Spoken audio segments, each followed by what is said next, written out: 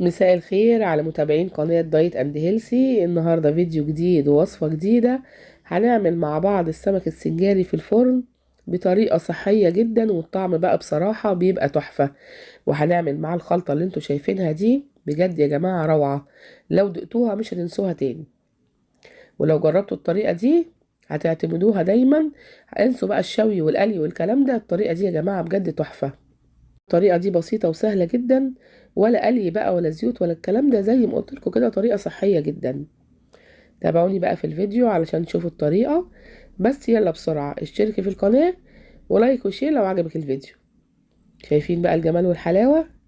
انا معايا هنا 3 سمكات بوري. انا النهاردة هستخدم السمك البوري او هعمل السمك البوري.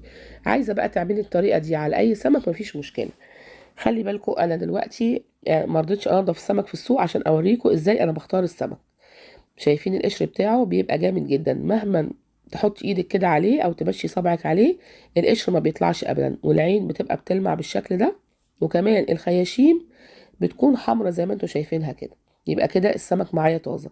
ولما تحطي ايديكي على السمكه ما تغرس. انا بقول الكلام ده لان في ناس كتيره ما بتعرفش تنقي السمك الفريش من السمك البايت. شايفين بقى السمك الفريش بيبقى بالشكل ده. لونه فضي كده وبيلمع، ومهما امشي ايدي كده على القشر بتاع السمك ما يطلعش ابدا وبيكون ثابت. شايفين بقى بيلمع ازاي؟ ده السمك الطازه، والعين بتلمع زي ما قلت لكم، وكمان الخياشيم حمرا. دلوقتي كده انا هاخده هنضفه، هشيل القشر بتاعه مش اكتر من كده. خلاص انا شلت القشر كده، اتشال معايا. يعني بيبقى صعب جدا وانا بشيله لان السمك ده طازه جدا، لكن لو اتشال بسهوله كده اعرفي ان هو مش طازه. انا فتحت السمك من الظهر، بس حبيت ان انا اسيب واحده كده وافتحها معاكم. السنجاري يا جماعه بيتفتح من الظهر زي ما انا بعمله كده. شايفين انا بدخل السكينه كده وببدا ان انا افتح بالشكل ده. بس اهم حاجه تكون السكينه حاميه وتخلي بالك من ايدك. اهو انا بفتحها نصين بالشكل ده. ايوه، وباجي عند الراس كده وبروح اسميها برضو. ايوه كده، عشان تتفتح معايا كده زي الكتاب المفتوح. بصوا بقى، لقيت فيها حاجه حلوه قوي، ده البطروخ او الكافيار. بيبقى حلو جدا ومغذي. طبعا انا مش هرميه، انا هشيله كده واحطه برضو مع البطارخ بتاعه السمكتين التانيين، وهعمله في يوم تاني. لكن النهارده انا هعمل السنجاري. فتحت بقى السمك كله بالشكل ده. طبعا غسلته غسله حلوه قوي. ودلوقتي بقى هبتدي ان انا اتبله. دي الخلطه او الهريسه اللي انا ببقى حطاها في الفريزر. انا عملتها كذا مره على القناه التانية، هبقى احط لكم اللينك بتاعها في صندوق الوصف. هحط لها كده شويه من الملح، وكمان الكمون والكزبره، وكمان كان عندي بهارات السمك حطيتها كده. لو ما عندكيش مش متوفره مفيش اي مشكله.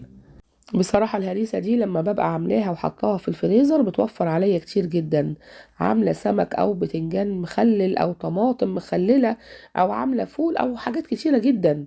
بطلع منها كده معلقتين وبستخدمها. ببقى شايلاها في برطمانات في الفريزر. بتبقى عبارة عن فلفل اخضر وفلفل احمر. بهرس عليهم كده توم وبضربهم كويس قوي في الكبة او في الخلاط، وبشيلهم في الفريزر.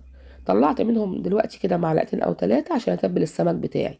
وضفت لهم بقى الملح والكمون والكزبره، وكمان تتبيله السمك. خلاص كده انا قلبتهم حلو قوي. هبتدي بقى دلوقتي اتبل السمك بتاعي. هجيب كده سمكايه سمكايه وهبتدي كده ان انا اتبلها من بره ومن جوه عشان تحيق معايا وتبقى حقيقه وطعمها حلو. هحط كده بقى بالمعلقه وهبتدي كده ان انا اشرب السمكايه كلها بالتتبيله. ايوه بالشكل ده، من بره ومن جوه. ايوه كده. هعمل الكلام ده كله بقى في ال3 سمكات بتوعي او في الكميه اللي عندي. نسيت اقول لكم يا جماعه ان السمك السنجاري بيحب السمك الكبير. يعني ما تجيبيش سمك صغير وتعمليه سنجاري، هينشف معاكي في الفرن مش هيبقى حلو خالص.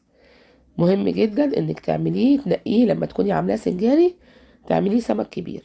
دلوقتي بقى هبتدي اعمل الخلطه. انا جبت كده بصلايه قطعتها جوليان او طرنشات رفيعه، وكمان كام فص توم قطعتهم برضو كده، وحطيتهم في البولة بتاعتي. وابتدأت احط لهم بقى شوية بهارات كده، ملح وفلفل اسود وكمون وكزبرة، ولو شوية شطة كمان هتبقى حلو جدا. بس انا مقطعة كمان قرن شطة مع الفلفل.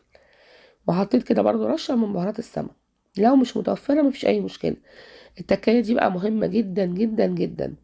ابدأي بقى ان انت تدعكي كده البصل مع الثوم مع البهارات مع الملح. لازم يا جماعه عشان البصل ما يبقاش حي كده، لازم تديلهم الدعكه اللي انتوا شفتوها دي. لازم تدعكي البصل مع الثوم مع البهارات. التكايه دي يا جماعه مهم جدا، يعني التكات البسيطه دي اللي بنقولها دي بتفرق ما بين حد للتاني. وحطيت كده بقى الفلفل اللي مقطعه معاه او شطه زي ما قلت لكم، وقطعه من الطماطم، وكمان جزر بشرته. طبعا الخلطه دي على قد كميه السمك اللي انت هتعمليها. وحطيت كمان كرفس وكزبره خضراء. لو انت ما عندكيش كرفس مفيش اي مشكله، بس بيبقى حلو قوي مع المأكولات البحريه. وده فلفل الوان انا كنت مخزناه في الفريزر، طلعته وحطيته على الخلطه بالشكل ده. شايفين بقى الالوان بتاعتنا؟ كل ما تكتر الالوان كده اعرفي ان الوصفه هتبقى مغذيه جدا. وهقلبهم بقى بالشكل ده. انا معجبه يا جماعه بالخلطه دي قوي، بيبقى طعمها تحفه على السمك. ودلوقتي بقى احط كده عليهم معلقه من الهريسه اللي انا كنت تبلت بيها السمك دي، انا كنت سايباها عشان احطها على الخلطه. وهقلبهم بقى كده كويس. ولو عايزه برضو ان انا ازود ملح طبعا لازم ادوق الخلطه بتاعتي وشفت الملح بتاعها. حط بس نص معلقه من زيت الزيتون على الخلطه عشان تخلي كده الخضار بتاعي كده بيلمع، ويبقى السوائل بتاعته فيه ما ينشفش في الفرن. نص معلقه من زيت الزيتون مش اكتر من كده. احنا ما حطيناش زيوت خالص لغايه دلوقتي، هو نص معلقه زيت الزيتون بس على الخلطه. ودلوقتي بقى اجيب الصينيه بتاعتي، انا سبت السمك يتبل حوالي نص ساعه عقبال ما قطعت الخضار، بس بحب اسيبه متبل اغطيه واشيله في التلاجة. ما بحبش اسيبه بره، بالذات لو الجو حر. ودلوقتي بقى جبت الصينيه بتاعتي اللي انا هدخلها الفرن.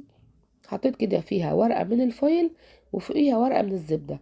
ما تحاوليش تعملي الوصفه دي على ورقه الفويل على طول، لا لازم تحطي عليها ورقه زبده. ولو مش متوفر عندك يبقى صينيه بايركس وتحطي السمك على طول، بس انا هقولك تحطي تحتيه ايه دلوقتي. انا كنت هنا مقطعه بطاطستين كده طرنشات وحطيتهم في ميه مغليه دقيقتين بس مش اكتر. يعني هتقولوا لي مثلا انت سلقتي البطاطس، هقول لكم لا ده هي نص سلقه مش اكتر من كده. ومعاها رشه ملح. هحطها بقى فرشه كده تحت. دي هتبقى يا جماعه طعمها روعه، هتحبوا ان انتوا تاكلوها اكتر كمان من السمك. وحطيت عليها كده معلقه من المستردة ومعلقه من الخلطه بتاعتنا اللي احنا عملناها مع بعض دلوقتي. شايفين بقى الجمال والحلاوه؟ الخلطة دي هتبقى تحفة. اهو حطيتها بالشكل ده كفرشة كده تحت السمك. بينزل بقى عليها الصوص بتاع السمك، بتبقى طعمها جميل جدا. وهحط بقى السمكية كده بتاعتي يا جماعة، ده بقى شغل مطاعم. تحطي كده السمكية على الفرشة على الورق الفويل وتبدأي ان انتي بقى تعمليه كده ايه زي القارب. هوريكم الطريقة دلوقتي. حطيت كده معلقة من المستردة على السمك، وابتدأت كده ان انا ايه اعملها بالفرشة. دي بتدي طعم حلو قوي، المستردة بتبقى ممتازة مع الاسماك والمأكولات البحرية. بالذات اللي هو السمك السنجاري لازم تحطي له مستردة بيبقى حلو قوي. وحطيت كده بقى الخلطة فوق السمكة، هوزعها بالشكل ده. طبعا الخلطة اللي معايا انا هقسمها على الثلاث سمكات اللي عندي. ايوه بالشكل ده، حلو قوي كده. ودلوقتي بقى هبتدي ان انا اعمل كده الورق الفويل ياخد شكل السمكية بتاعتي. بصوا كده، ايوه بالشكل ده. ده اللي بيتعمل في افخم المطاعم، عشان لما تقدمي السمكية كده تقدم كده شكلها حلو في الطبق بتاعك. تحطيها على السفرة بتاعتك لضيوفك ولولادك، بتبقى شكلها حلو قوي. طبعا الشكل عليه عامل. بس لو انت عاملاها في البايركس ومفيش ورق فويل ولا الكلام ده ولا ورق زبدة، مفيش اي مشكلة. حطي الفرشة بتاعتك في صينية البايركس وبعد كده حطي عليها السمك، هتبقى برضو حلوة جدا. شايفين عملتها ازاي؟ ايوه كده. دلوقتي بقى انا هدخلها الفرن على درجة حرارة اعلى درجة حرارة.